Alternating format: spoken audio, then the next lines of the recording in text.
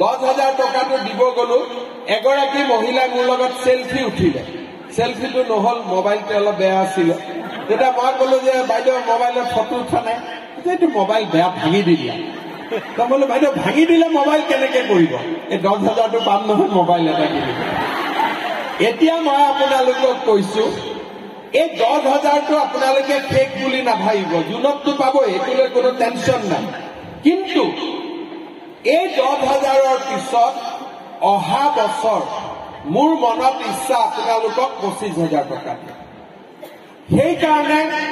এই 10,000 টকাটো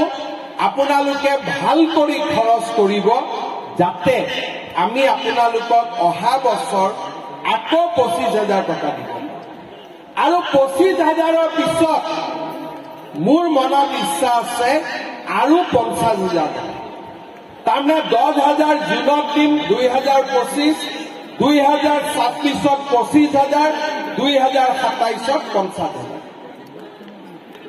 হজম হৈছে নে নাই হজম হৈছে নে নাই এটা বিশ্বাস কোনে কোনে কৰা নাই হাত ডাঙৰ বিশ্বাস কৰিছে নে নাই এতিয়া এটাই কথা টকাটো যাতে সৎ ব্যৱহাৰ হয় বাস এইটোৱে হৈছে মোৰ ইচ্ছা নিযুত মইনা দিম বুলি কৈছিলো দিলো